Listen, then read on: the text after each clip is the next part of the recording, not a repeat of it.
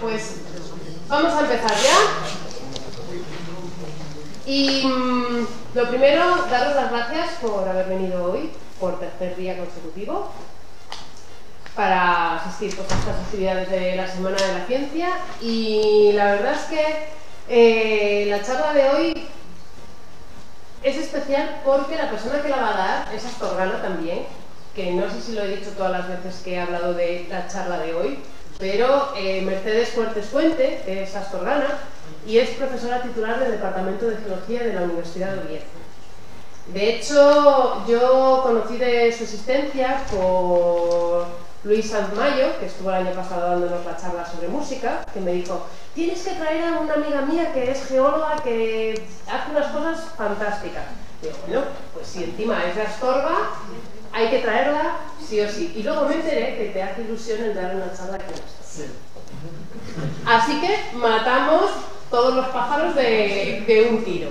Pero bueno, porque también tenemos que conocer lo que tenemos aquí en Astorga, que tenemos muchas joyitas esparcidas por el mundo adelante que merece la pena también saber que las tenemos. Porque, por ejemplo, Mercedes ha estado trabajando pues, en diferentes laboratorios de geología de Francia, de aquí de España, de Portugal, ¿verdad?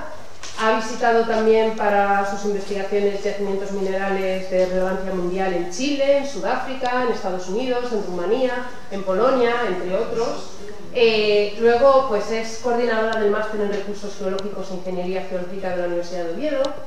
Forma parte del Grupo de Investigación de Recursos y Yacimientos Minerales de la Universidad de Oviedo, de la que es uno de los coordinadores. Ha sido vocal de la Junta Directiva de la Sociedad Española de Mineralogía y es miembro de la Society for Geology Applied to Mineral Deposits. Es que en inglés queda mejor. Es que eso hay que reconocerlo. Y si es el nombre en inglés, hay que decirlo en inglés. Y bueno, ha participado en numerosos proyectos de investigación, con publicaciones en, bueno, pues en diferentes revistas de ámbito internacional. Y es una suerte tenerla hoy aquí porque es una investigadora de los pies a la cabeza que nos va a contar realmente lo que está haciendo, y con un título tan sugerente como este, de Recursos Minerales y Nuevas Tecnologías, una gran aventura desde el interior de la Tierra estatutable, yo creo que vamos a disfrutar mucho y vamos a aprender mucho. Así que ya no me enrollo más. Mercedes, tú. Gracias.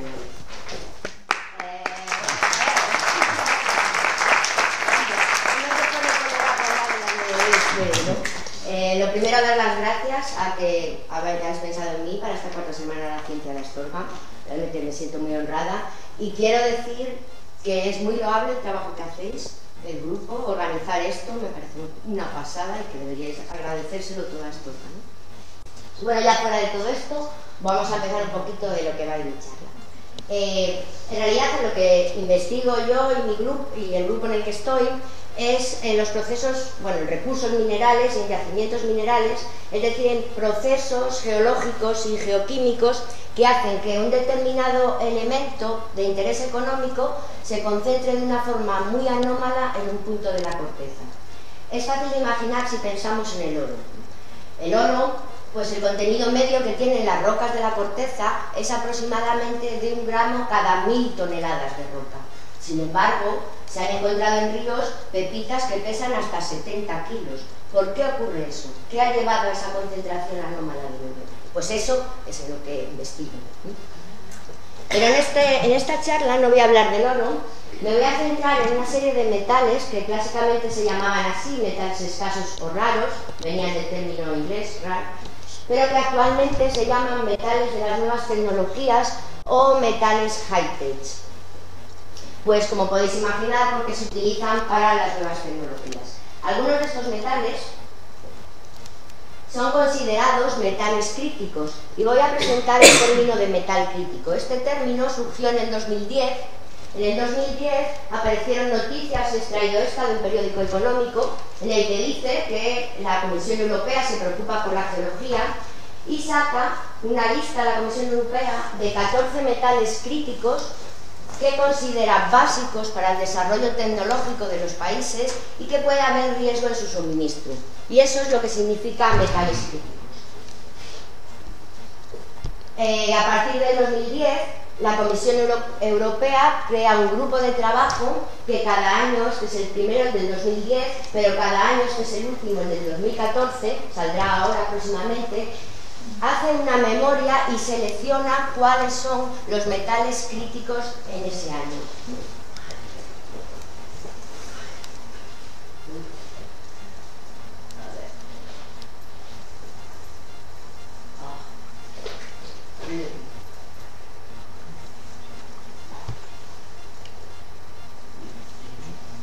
Esta es la lista de metales críticos del 2010 y este es el diagrama que se crea cada año. En abscisas tenemos importancia económica y en ordenadas riesgo de suministro.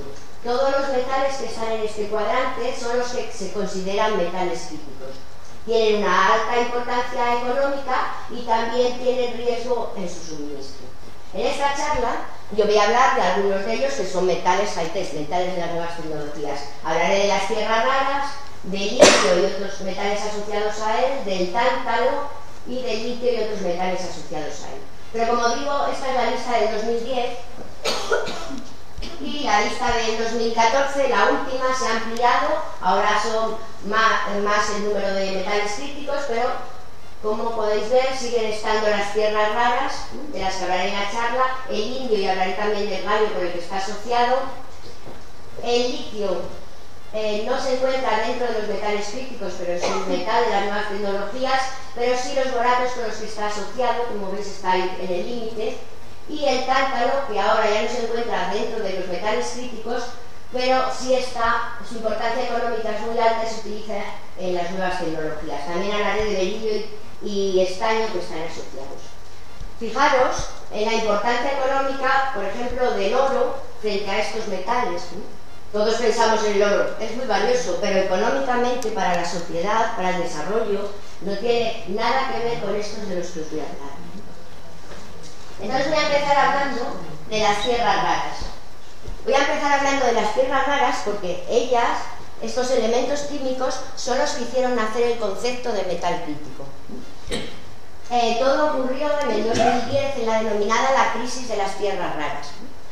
Las tierras raras no es un solo elemento, son varios elementos químicos, 17 del grupo de metales 3B, son escandio, itrio y los lantánidos, que tienen unos nombres terribles como europio, disprosio, erbio. Todo eso todos esos elementos constituyen las tierras raras. Bueno, pues en el 2010 este chiste de un periódico francés lo dice todo, ¿no? Una familia, unos padres van a visitar a sus hijos y le dicen: ¡oh, un gramo de disprosio! Os habéis vuelto locos. Y los dos: queríamos traer lantano, pero no fue posible, ¿no? Quiere decir el precio que tenía. Vale, entonces vamos a entender un poco cómo fue esta crisis de las tierras raras.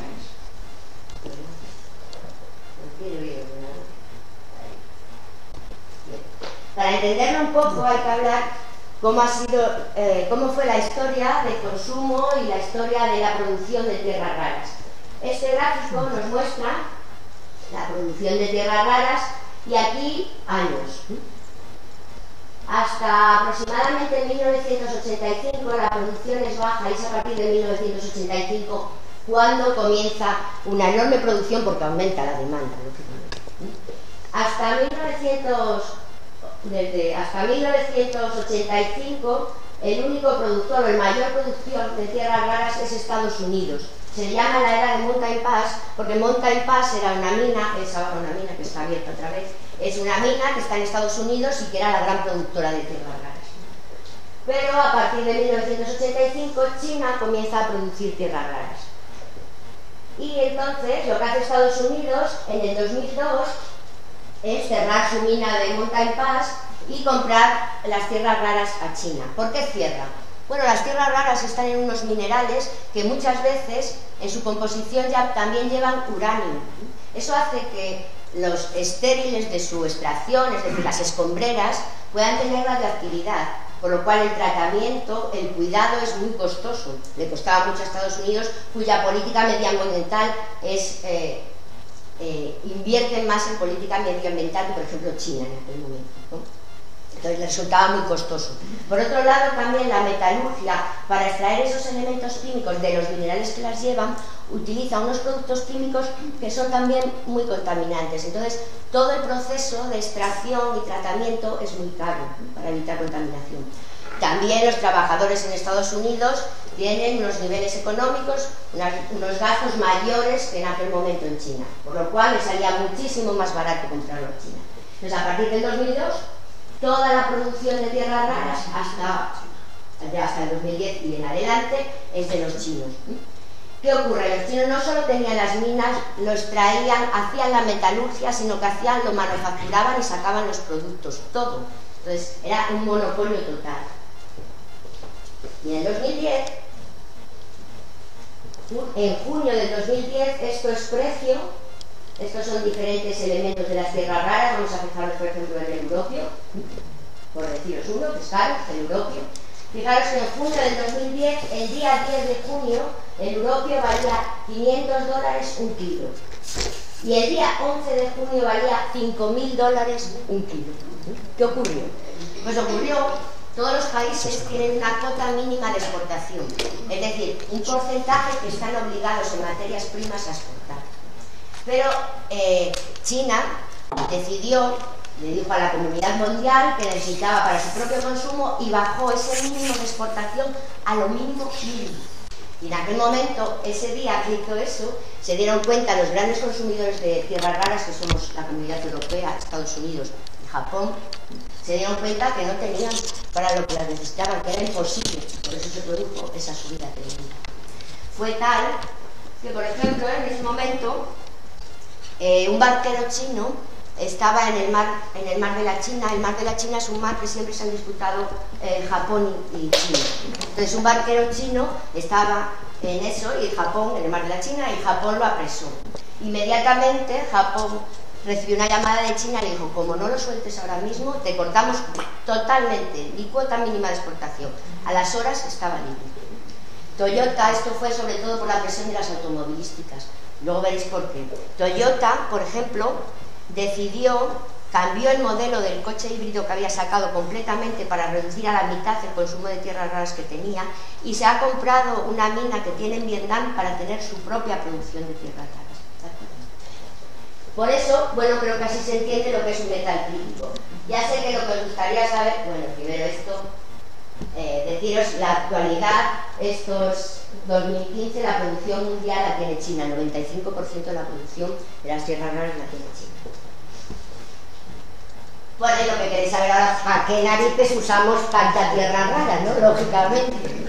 Bueno, el principal consumo, o lo principal para lo que se usa es para hacer cerámicas, muchas cerámicas, vidrios, catalizadores, pulido de vidrios, todo esto, aleaciones metálicas, todo eso para la industria automovilística, sobre todo para los coches híbridos, los nuevos coches híbridos.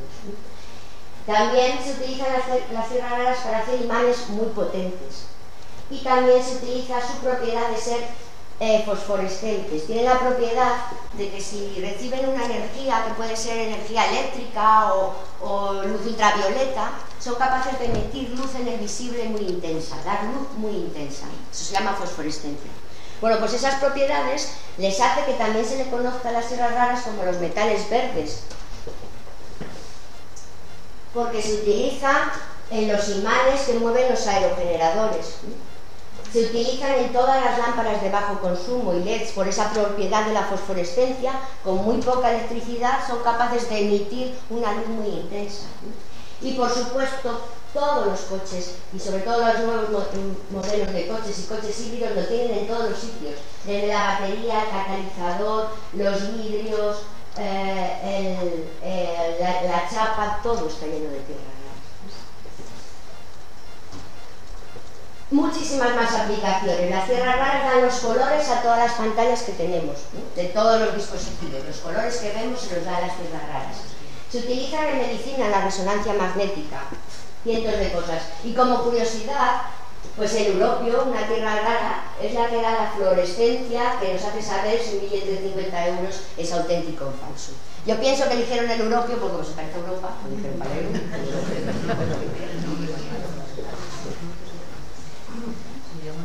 Pero bien, ¿y dónde están las tierras raras? Porque no están flotando por ahí esos elementos, ¿no? Las tierras raras se esconden en minerales.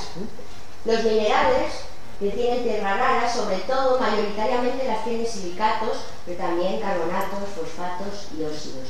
Estos son ejemplos de esos minerales. Por ejemplo, la monazita, que es un fosfato de estas tierras raras. Es decir, se compone el fósforo, oxígeno y un grupo de tierras raras. Así varios de ellos. El problema, por ejemplo, en los silicatos, que como veis son los más abundantes, es que extraer esos metales de su estructura es muy complicado. Esto que tenéis aquí son los minerales, con esa composición y esos metales. Pero estos son los metales concentrados. Esto es lantano, esto es un mineral. Hay que sacar de su estructura el lantano y acumularlo. Eso es la metalurgia.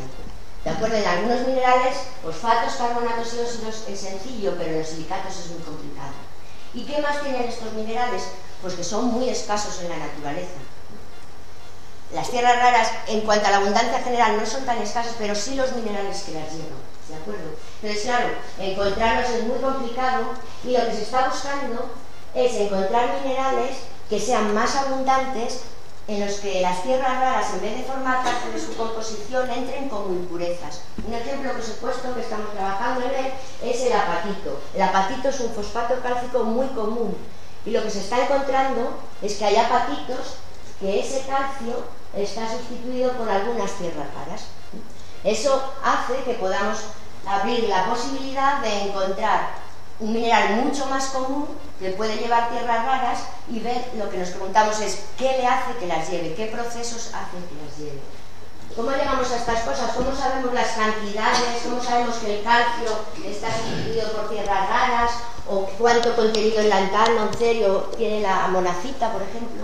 Pues para eso utilizamos sistemas analíticos que lo que hacen son microanálisis, es decir, analizamos puntualmente estos minerales, láminas de estos minerales, y podemos saber su composición química, incluso cómo se distribuyen esas tierras raras, determinados elementos en lantano, en cerio, en la estructura del mineral. Utilizamos instrumentos pues como el microscopio electrónico de barrido, pues esto que tenéis aquí, con microanálisis, o la microsonda electrónica, instrumentos que cuestan millones de euros. Pues bien, los minerales, igual que los elementos químicos no estaban por ahí dispersos, están en minerales. Los minerales tampoco están por ahí, están en rocas, formando rocas, ¿de acuerdo? Entonces vamos a seguir esto y vamos a ver en qué rocas se encuentran estos minerales. Bien, y aquí vamos a entender por qué se titula así la charla, desde el interior de la Tierra habitable, ¿no? Vamos a ver esas rocas. Bueno, esas rocas, las principales rocas que llevan tierras raras, son lo que se denominan los complejos alcalinos circulares y carbonatitas. En realidad son magmas que proceden del manto fundido, del interior de la Tierra, y son magmas que tienen como una cosa especial, que tienen mucho sodio, potasio, calcio y carbono, mucho carbono. Estos magmas se introducen en las zonas donde se está produciendo una separación de dos placas en el interior de los continentes. Cuando el manto asciende, cuando ese material fundido del interior de la Tierra, del manto, asciende, empuja y separa las placas litosféricas, y lo que genera son valles muy profundos y planos que tienen magma, que tienen volcanes, y ahí es donde se forman los complejos alcalinos circulares en las carbonatitas. Esto está ocurriendo en lo que se llama el Rift Valley de África Oriental. Todas estas zonas, aquí tenemos el Mar Rojo, aquí hay una dorsal que está separando las placas, pero toda esta zona está cubriendo ese proceso, y algún día esto se abrirá y esta parte se irá para aquí, y esta para aquí, y aquí se nos formará un océano que continuará el Mar Rojo. Bueno, esta imagen de Google Earth, yo creo que se puede ver bien ahí la sombra oscura de la dorsal y cómo se continúa por el interior, y si os fijáis, los grandes lagos de esta zona de África tienen formas alargadas, porque esas zonas deprimidas que se hunden están por debajo del nivel del mar y acabarán inundándose, ¿no? Y acabarán teniendo, esa zona se separará. Bueno, ahora nos vamos a ir aquí, ¿no? que es donde está uno de estos complejos alcalinos circulares. En esta zona de África, fijaros la forma esta que os decía de los lados. En esta zona de África tenemos uno de estos complejos que se llama el complejo de Pilares. Esta es una imagen del Google Earth, una imagen de satélite y se puede observar por qué se llaman complejos alcalinos circulares. Tienen una forma circular y las rocas que proceden del enfriamiento de magmas se disponen con forma circular. ¿Cómo se originan estos complejos?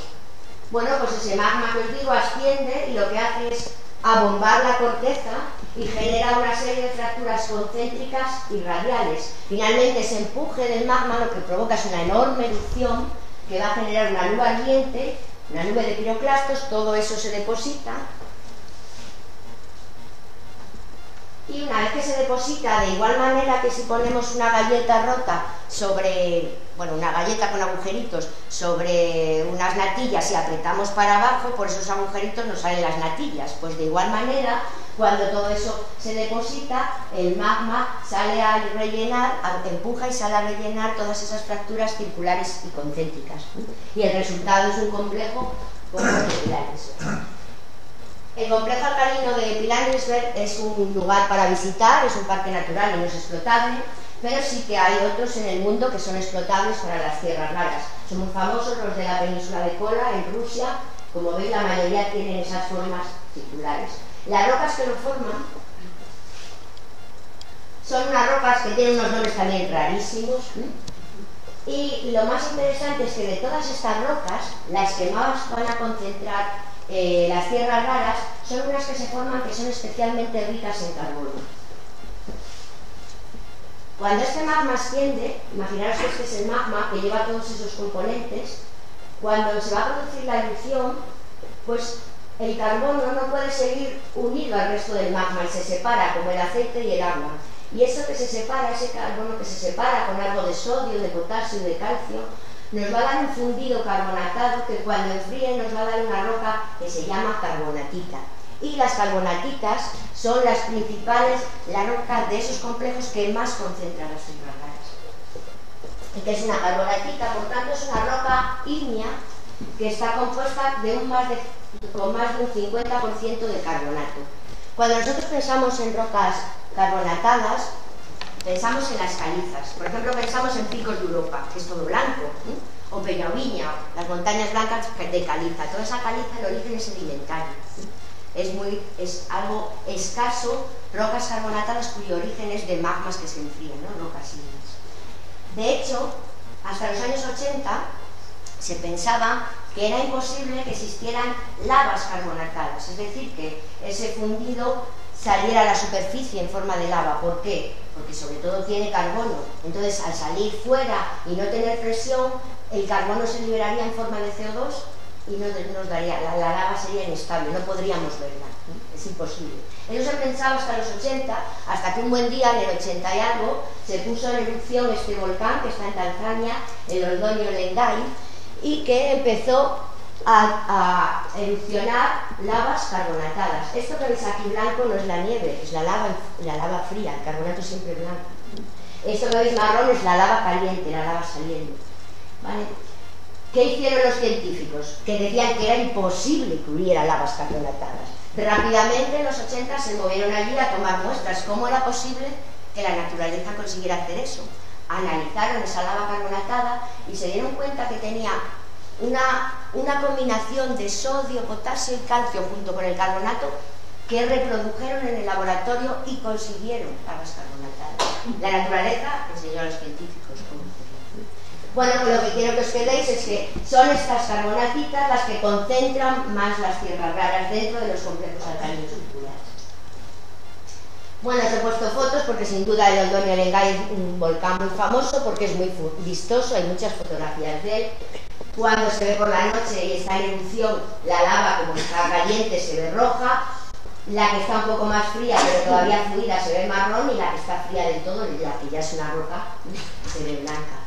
Las temperaturas de estas lavas, además, no son muy altas, están en torno a los 500 grados, con lo cual es posible hacer lo que hace esta chica, saltar. La temperatura media de una lava, por ejemplo, una lava en Hawái, es 1500 grados, es la temperatura que puede tener una lava basáltica, ¿no? Estas lavas son de basáltica. Bien, pues eso en cuanto a las tierras raras que hicieron nacer el concepto del metal crítico y que hemos visto que se utiliza en las nuevas tecnologías. Ahora voy a hablar de otro metal high-tech, de otro metal de las nuevas tecnologías, que es el litio. No está dentro de un metal crítico, parece que no tiene importancia económica, pero no riesgo de suministro bastante como para entrar. Y además del litio os voy a hablar también de un poquito de los boratos, porque donde se forman está todo el mundo.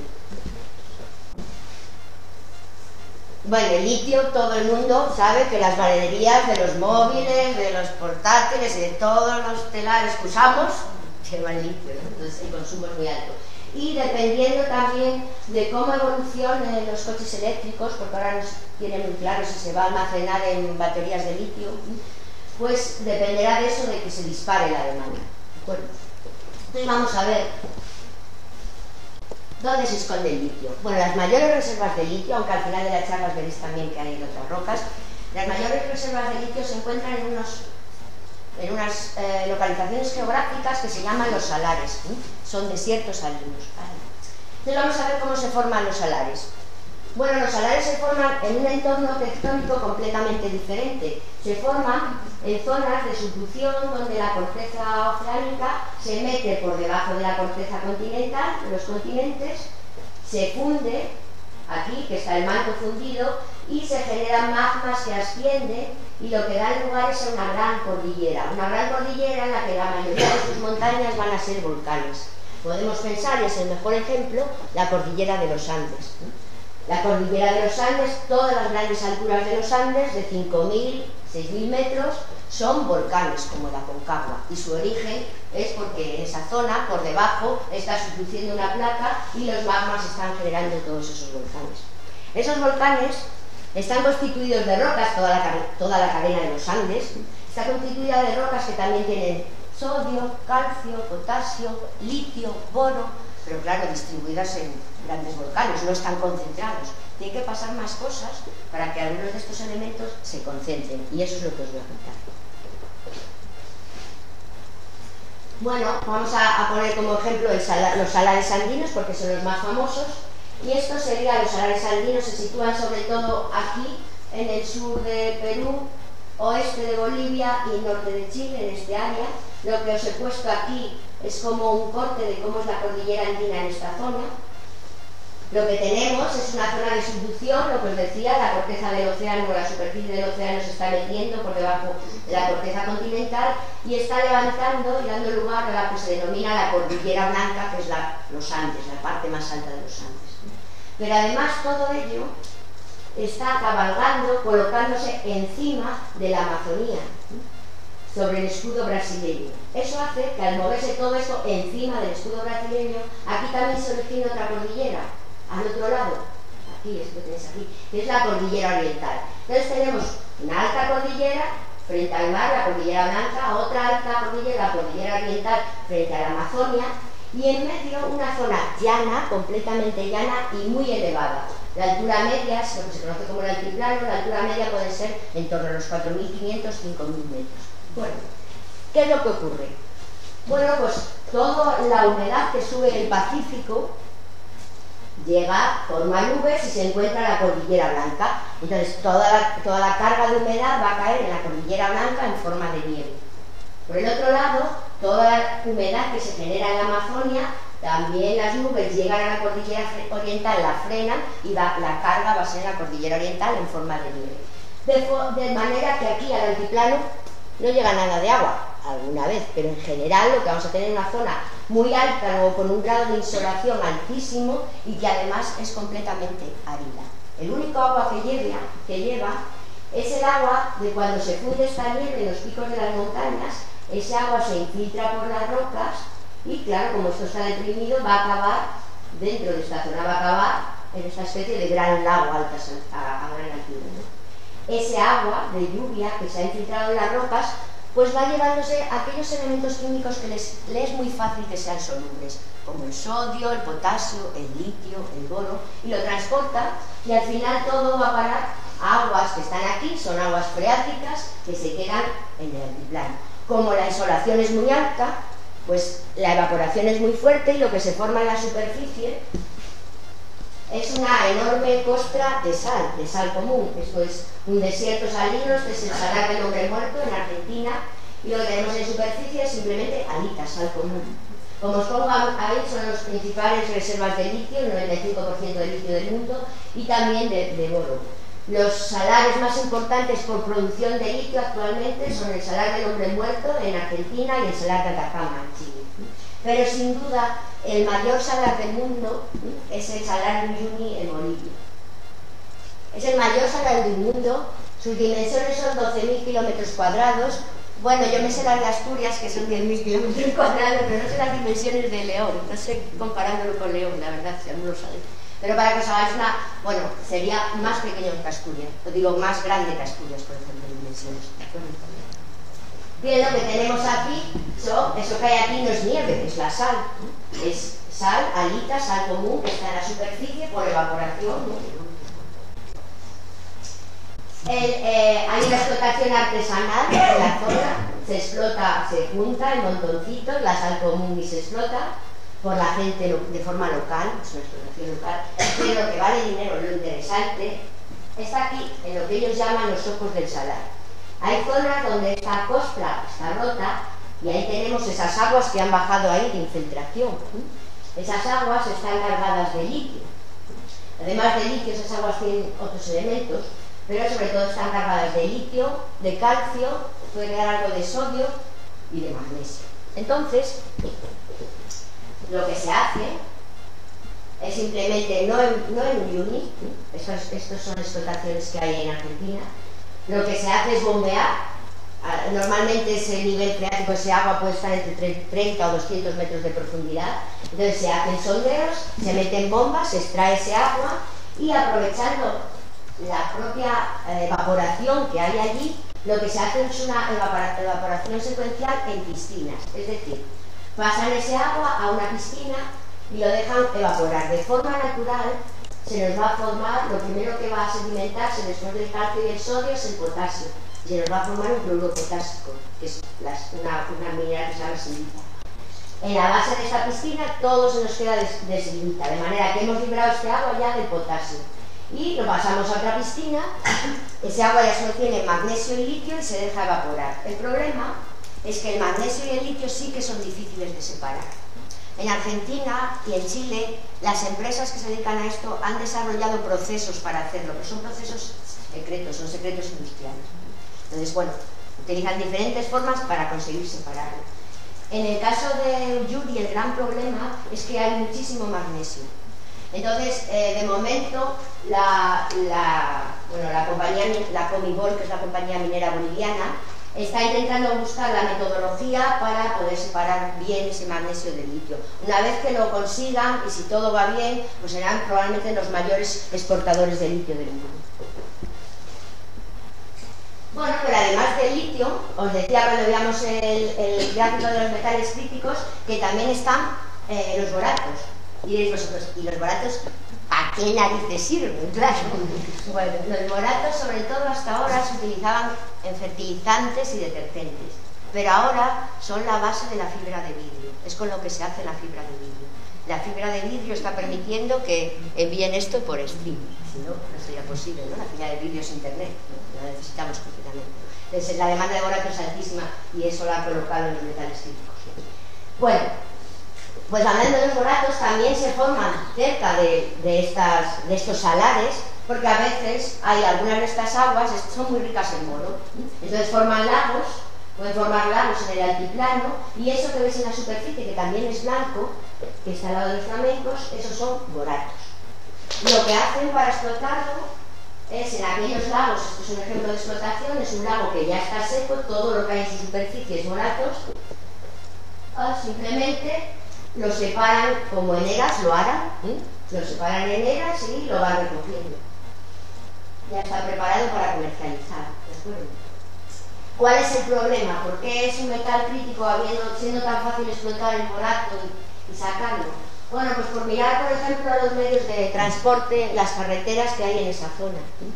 Lógicamente Bolivia necesita un nivel de infraestructura de carreteras bueno para que sea posible una buena exportación, ¿no? Y un buen movimiento del material, ¿no? Eso le hace que sea un metal crítico, porque hay problemas en su suministro, ¿no? Puede acarrear problemas. Bien, y os sigo aburriendo los metales.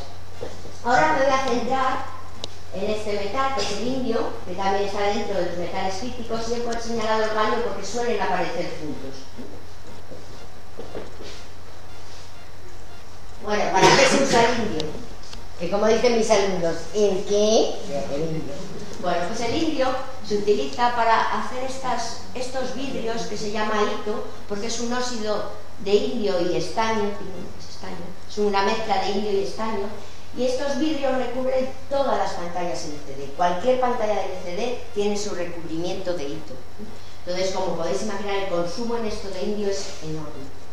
Y también es uno de los componentes de las diferentes capas que llevan las placas fotovoltaicas. Hay diferentes tipos de placas fotovoltaicas, pero las más eficientes llevan una serie de capas, y una de ellas es esta, que lleva cobre, indio, galio y selenio.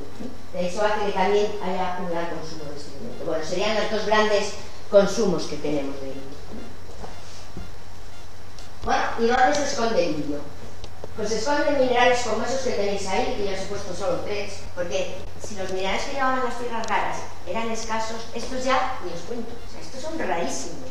De hecho, se han encontrado muy poquitos en la naturaleza, con lo cual es un auténtico problema. ¿Dónde vamos a sacar ese indio que consumimos sin parar y cada vez necesitamos más, ¿no? Entonces, lo que se ha visto hasta ahora, lo que se está trabajando, que estamos trabajando es, pues, que se han encontrado esfaleritas, que la esfalerita o blendas en sulfuro de zinc es un mineral mucho más común, esa es su estructura, átomos de azufre y átomos de zinc, pero se ha visto que algunas esfaleritas, este zinc es sustituido por indio, a veces por galio, me voy a centrar en el indio, es sustituido por indio. Entonces esas esfaleritas son muy interesantes, ¿sí? Esas esfaleritas nos van a producir no solo zinc metal, podemos sacar de este mineral no solo el zinc metal, sino también podemos sacar el indio metal. Pero claro, la pregunta es, ¿en qué rocas hay estas esfaleritas que tienen indio, que son diferentes, ¿no? ¿Qué es lo que hace que tengan indio? Bueno, pues es lo que vamos a ver ahora, es lo que voy a contaros por qué ocurre esto. Bueno, la situación es más o menos parecida. Estamos también en el arco andino, lo que os señalé antes, pero ahora, ahí vimos los salares, pero ahora vamos a centrarnos en esta zona, lo que os comentaba, que se funde la corteza oceánica, se forman magmas que ascienden y nos da la cordillera. Y vamos a mirar qué pasa aquí. ¿Qué pasa justo debajo, donde se almacena el magma que va a dar lugar a los volcanes? Si nosotros nos centramos en esta zona y vemos qué pasa, en estas cámaras magmáticas vamos a tener un magma que tiene mucha agua. El agua está en disolución, pero cuando esas cámaras con magma están cerca de la superficie para dar volcanes, ese agua ya no puede seguir mezclada con el magma y se separa. Y suele colocarse en las zonas altas de las cámaras. Con ese agua, que pensad que ese agua está a temperaturas altísimas, ¿no? Es agua normal, es un agua muy caliente.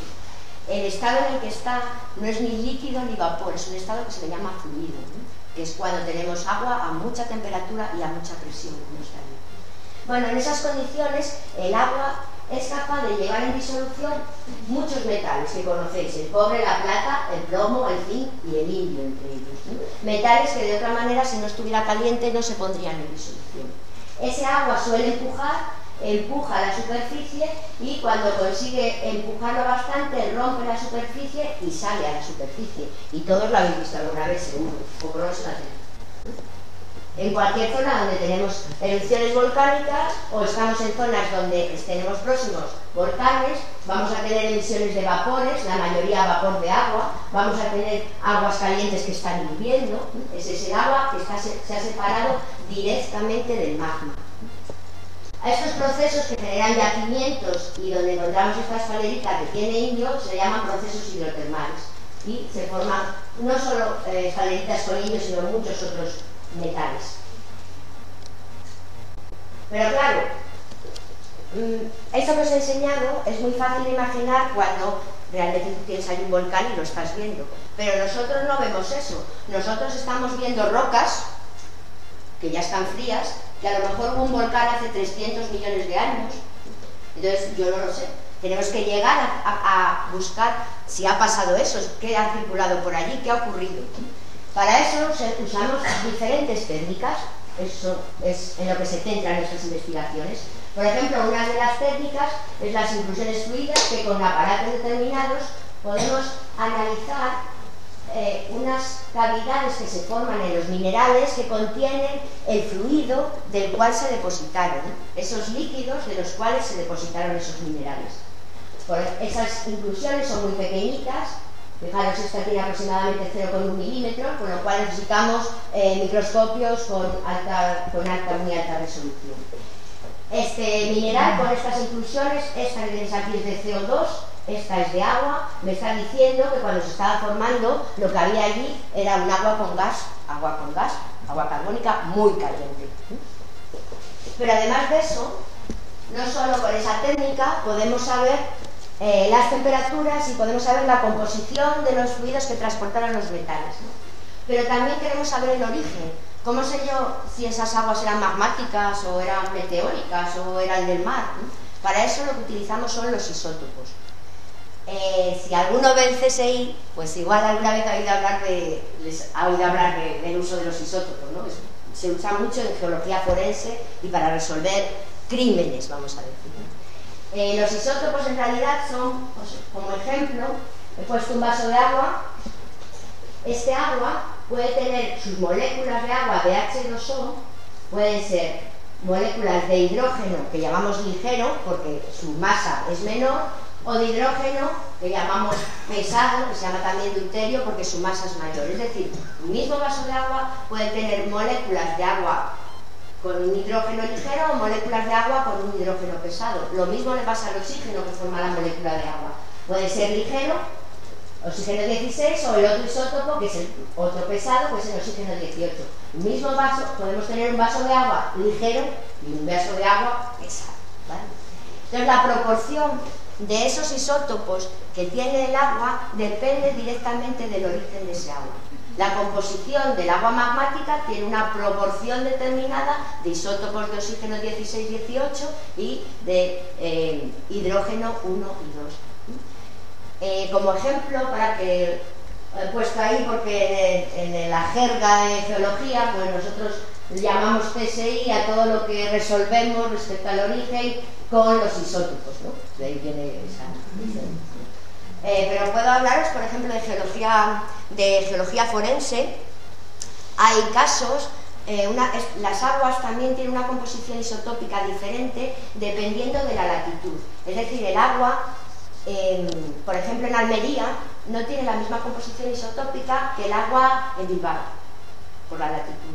Entonces, en muchos casos, cuando se encuentran cuerpos, cadáveres que no se sabe, que no se encuentra su origen, que no se conoce de quién es, se tiene que ver su identidad, pues lo que se hace es analizar el pelo. Como el pelo capta en la humedad moléculas de agua, pues una persona que ha recorrido, se ha ido de Algeciras a Bilbao, pues su pelo lo guarda. Sus isótopos de agua en el pelo te van a decir que ha hecho ese recorrido. Y hay varios casos, junto con más pistas, resueltos sobre el origen o el movimiento de una determinada persona. Bueno, esto no es geología, pero es para dar un poco de... Bien, pues eso, esto lo he metido como cuña para que veáis en qué consisten nuestras investigaciones.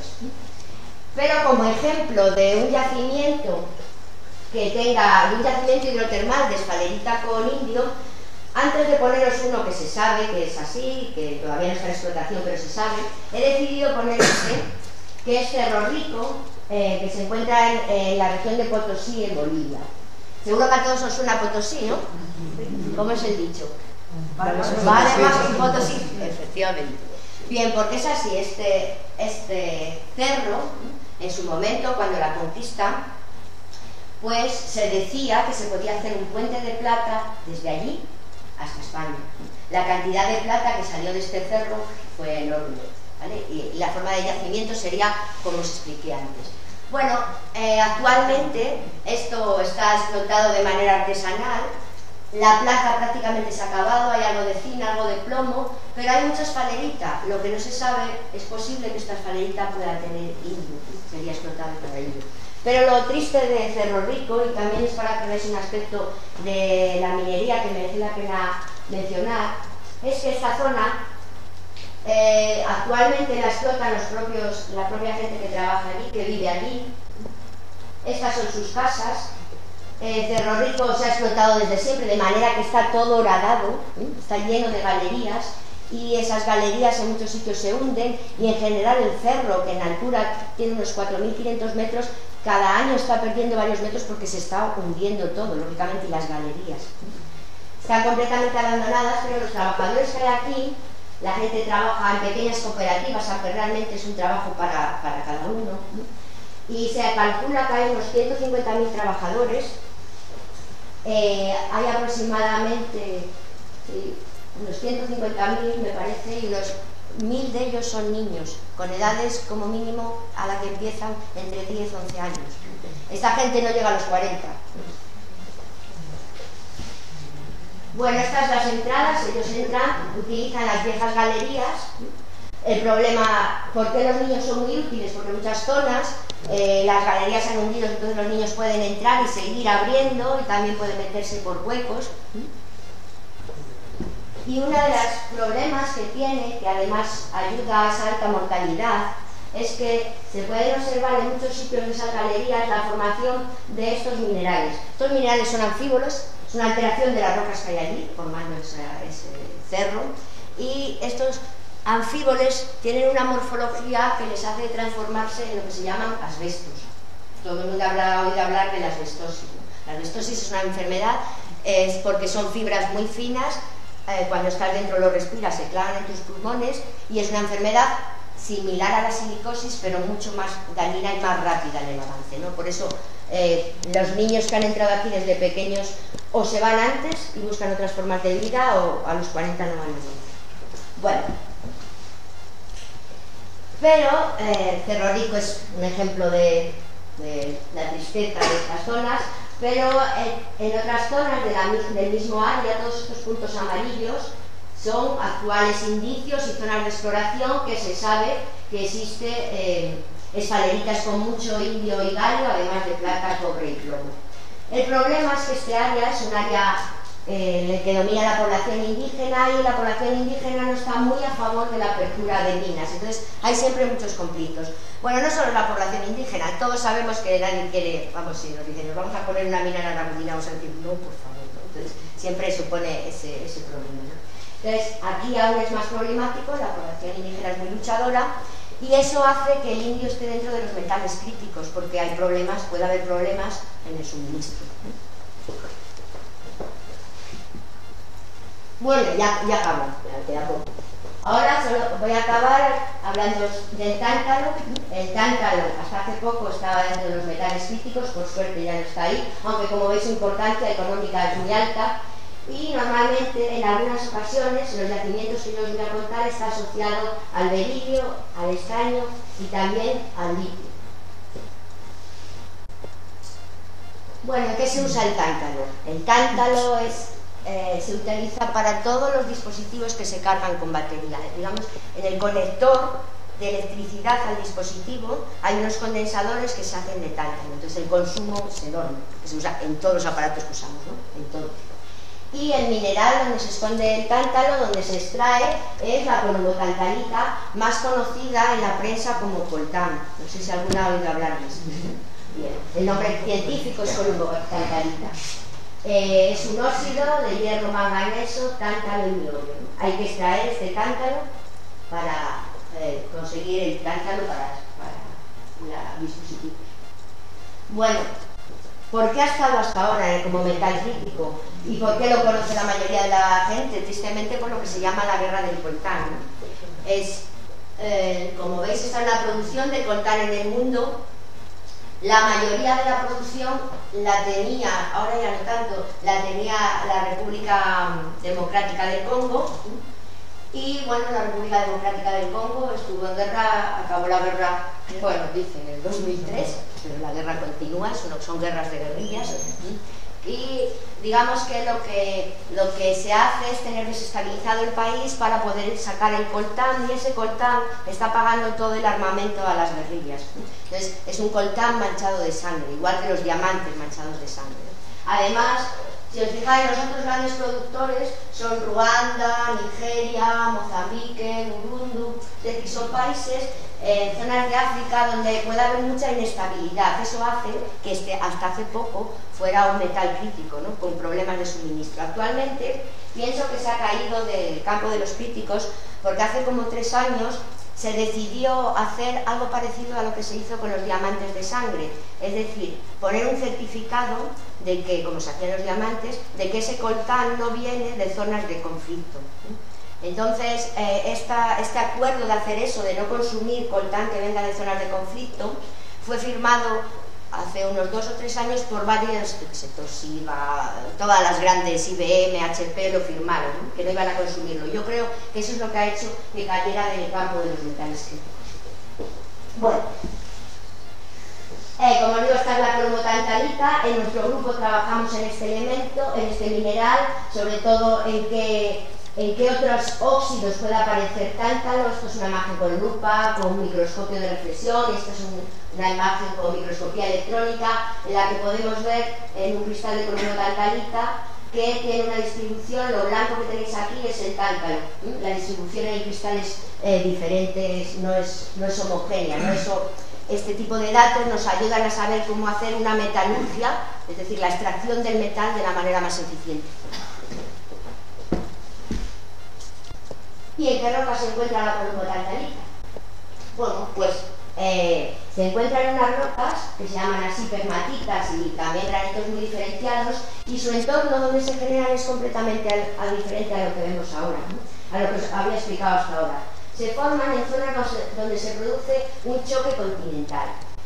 Es el ejemplo típico de la India. La India fue arrastrada durante la subducción por debajo de lo que ahora es Nepal, ¿no?, de Asia.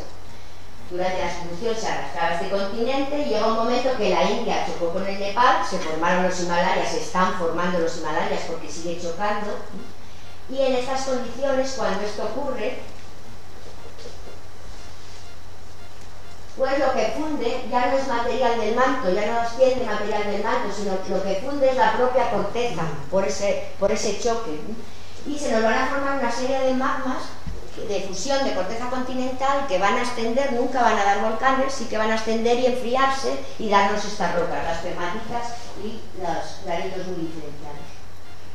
Os he puesto aquí imágenes. Estos granitos muy diferenciados también se llaman leucogranitos porque son muy blancos, y aquí tenéis uno de ellos, es esto blanco que tenemos aquí, que está en penota orense, con polvocantalita. Y aquí tenemos varias, esto blanco que tenéis aquí son pegmatitas. Estas fotos son de Fermoselle, en Zamora, con polvocantalita. Voy a hablaros ahora, ya que he hablado un poquito del tántalo, voy a seguir con las pegmatitas, porque además de tántalo tienen berilio, estaño y litio. Y vamos a ver cómo aparecen. Y voy a empezar por el berilio, porque el berilio es otro elemento que diréis, Dios mío, el berilio, ¿para qué utilizaremos el berilio? Bueno, pues el berilio hace aleaciones, se consiguen aleaciones con berilio y otros metales que son muy ligeras. Entonces, desde siempre el berilio se ha utilizado en la industria aeronáutica, tanto para aviones comerciales como para aviones armamentísticos, como para todos los satélites. Toda la industria aeronáutica utiliza aleaciones con berilio. El otro uso que se está haciendo ahora es para los telescopios espaciales, que se hacen de espejos de berilio. Este es el telescopio espacial que van a poner en órbita en el futuro, están haciéndolo en la NASA. Van a ponerse en los satélites para tener imágenes y para tener información de todo el universo cercano, ¿no?, de nuestro sistema. Pero además de eso, el berilio se usa en una aleación con el cobre que se utiliza para recubrir. Esta aleación entre berilio y cobre hace que el berilio hace que sea muy resistente a la corrosión, ¿no?, es muy anticorrosivo. Entonces se utiliza para meter dentro los tubos de fibra de vidrio para que no se corroan, ¿no? ¿Y a vosotros en qué sitio se os ocurre que se puede producir la mayor corrosión? ¿Dónde se os ocurre que puede haber una gran corrosión? No dar oxígeno, pero un sitio ahí, pensar en un sitio que podría corroerlo, porque además tiene sal. La costa. El mar. Imaginaros que hay debajo del mar, que nunca lo hemos pensado, Dios mío, pues todo ese cableado tremendo, la internet, todos esos cables que están llevando en fibra óptica, con fibra óptica están transportando la información por todo el mundo y están por debajo del mar. Claro, para evitar la enorme corrosión que eso provocaría en la fibra óptica, lo recubren con esta aleación de berilio y cobre, y es para lo que se consume. Bueno, como fijaros en España, en la península ibérica, la única entrada de fibra óptica, es decir, de internet, desde el mar está en Lisboa y aquí debe ser en la costa vasca, no sé exactamente. ¿Vale? Desde ahí comenzaría otro cableado tremendo de fibra de vidrio para distribuirlo por el continente, ¿no? Bueno, no nos podemos imaginar, pero es muy grande la industria que se dedica a esto. Esos cables hay que tenderlos desde la costa, hay que tenderlos por todo el mar y después hay que mantenerlos. Se mantienen muchos de ellos con robots que bajan abajo para ver cómo están, pero también con marinistas, desde luego. Y hay fotos muy buenas, en todo esto tenéis enganches, si alguno ve la presentación luego en el stream, para fotos muy buenas en las que se ven a estos submarinistas con tiburones alrededor mientras están arreglando nuestra internet. Bien. ¿Y en qué mineral de las pegmatitas se encuentra el berilio? Pues en un mineral que, de ahí viene su nombre, el berilio, es este mineral que tenéis aquí. En las pegmatitas, el berilio, algunas de ellas pueden alcanzar tamaños enormes, en otras no tiene por qué ser tan grande, supuesto este porque es enormemente grande este cristal, o este que tenéis aquí, ¿vale? Pero lo que hacemos de nuevo es trabajar en la estructura de él, porque su composición es silicio, aluminio, oxígeno y berilio, para extraer ese berilio y con él hacer esas aleaciones. Pero además las pegmatitas no solo tienen berilio, tienen también estaño, en un mineral que se llama casiterita. Acordaros que os dije que en estos vidrios que se colocaba encima de las pantallas LCD, en las pantallas planas, además de indio tenían estaño. Es un metal actualmente que se está consumiendo en gran cantidad. Entonces las pegmatitas también tienen estaño en forma de casiterita. Esta foto es una pegmatita de Galicia. Pero además también pegmatitas y leucobratitos, sobre todo pegmatitas, tienen minerales portadores de litio, de manera que no solo en los salares, sino también en las pegmatitas podemos extraer litio. En minerales como la lepidolita está su composición, aquí veis que tiene litio, o espodumena, este que tenéis aquí, sí, también tiene litio, y estas fotos son pegmatitas de Zamora y de Galicia. Pero además las pegmatitas de la península, estas son pegmatitas de Portugal, no solo se pueden explotar por eso, se pueden explotar también para minerales industriales. Lo que tenéis aquí son masas de feldespato. El feldespato se utiliza para hacer las cerámicas, los platos. El plato lleva feldespato. Y también se utilizan para extraer otro mineral industrial que hay en pegmatitas, es el cuarzo, que son masas de cuarzos de gran tamaño, son cuarzos además muy puros, muy limpios, entonces se utilizan en óptica. Son cuarzos que se utilizan en cámaras, en los prismáticos, en lo que cubre los relojes, se utiliza todo eso. Estas fotos, como os digo, son pegmatitas de Portugal. Y aquí, para acabar la charla con un poco de belleza, he decidido también que en pegmatitas, que ya que hemos enganchado para terminar, también son unas rocas que pueden llevar gemas.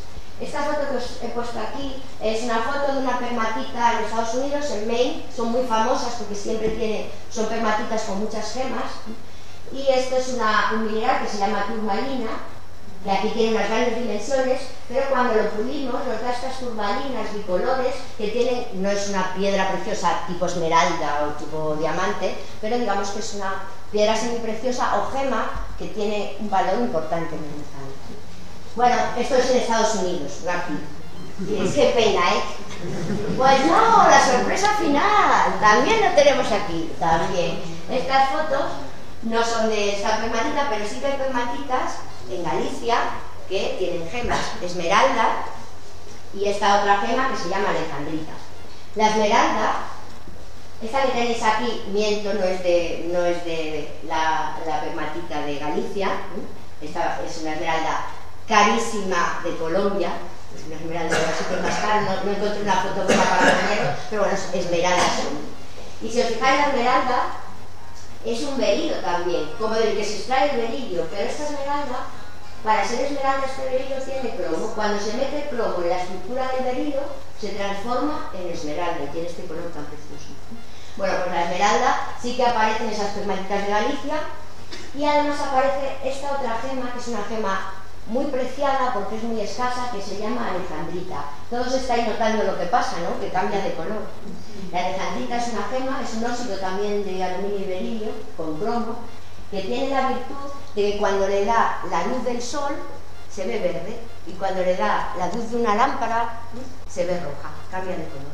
Eso le hace una gema muy preciada y muy cara. Las dos están en pegmatitas de Galicia. Así que las pegmatitas, que tenemos muchas en la península, nos van a permitir, tanto pueden permitirnos litio, nos pueden permitir estaño, nos pueden permitir tántalo, incluso gemas, a un nivel para un consumo propio, no evidentemente grandes productores, pero sí, si hay problemas de suministro, sí que tenemos nosotros nuestra posibilidad. Bueno, y nada más, muchas gracias. Ahora solo espero las preguntas.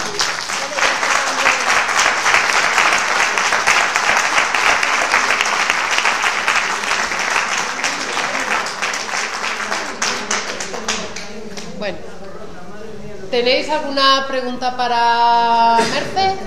Sí, por ahí. En la primera presentación que nos pusiste, yo creí leer fluorestar. ¿Eso qué es? Fluorestar en los metales físicos. Sí, es fluorina. Es el término inglés para fluorina. ¿Y cuál es el término de fluor? Pero el fluor no es un metal. Sí. Sí. Bueno, no es un metal como lo entendemos, no, es un halógeno, de acuerdo, es un halógeno. Pero en el mundo, a ver, como para explotar, digamos que son materias primas, si lo consideramos como metal. Es un halógeno, químicamente es un halógeno y punto pelota, de acuerdo, eso no hay problema. Pero nosotros en el mundo, no hablo ahora como científica, hablo en el mundo de la explotación, de la explotación minera, se le llama metal.